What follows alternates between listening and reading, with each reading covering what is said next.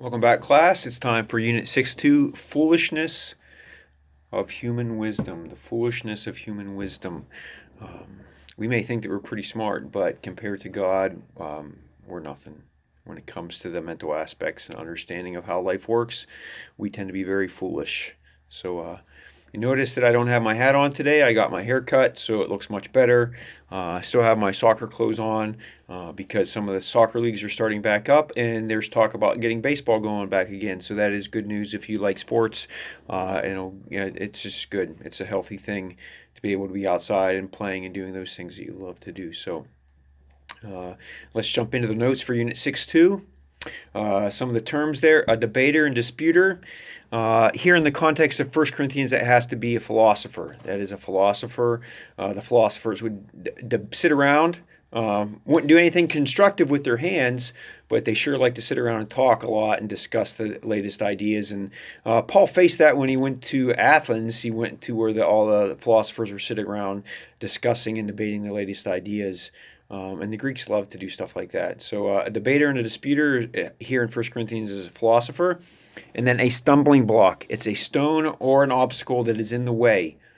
And it's usually used as a figure of speech.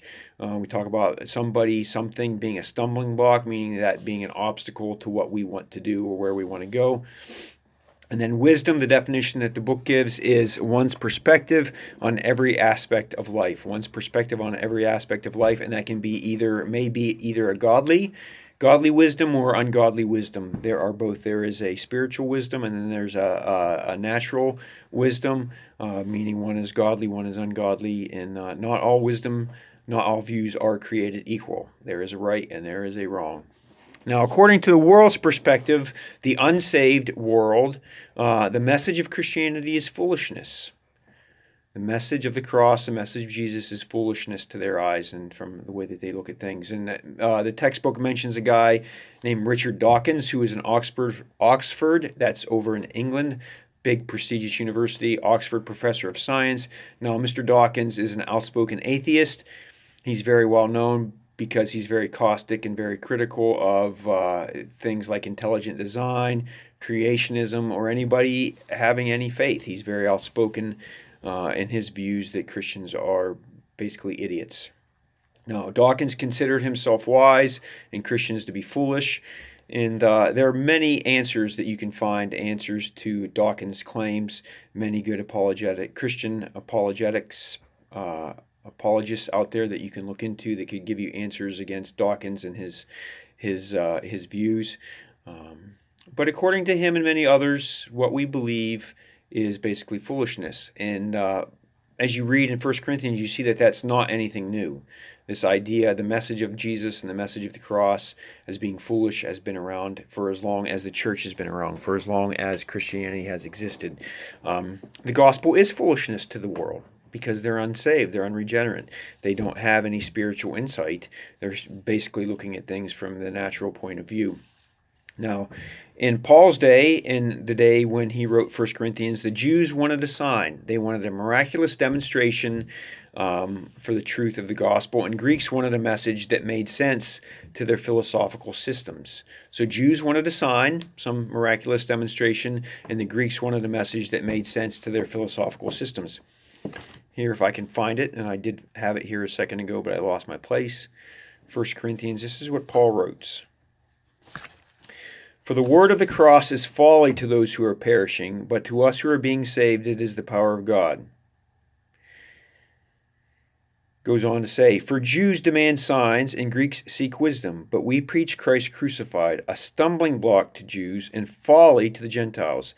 But to those who are being called, both Jews and Greeks, Christ is the power of God and the wisdom of God.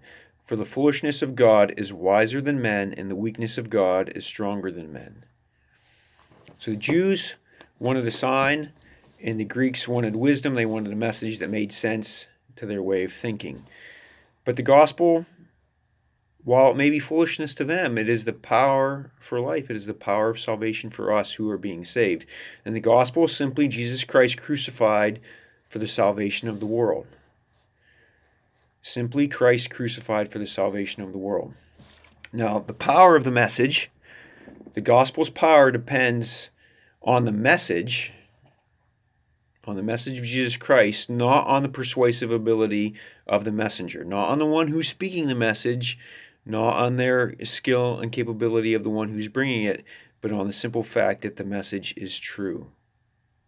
Now, true wisdom comes from God. It's not from a philosophy or a philosopher. It's not from the skill of a person as a speaker or an orator. So it's not from philosophy. It's not from skill as an orator.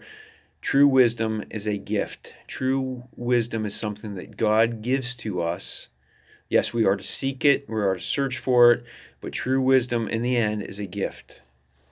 And Paul made that very clear, that when he came, he did not come with wise and persuasive words, but he came in humility, he came in weakness, and he simply let the gospel message, the gospel truth, and the power that's behind it speak for itself.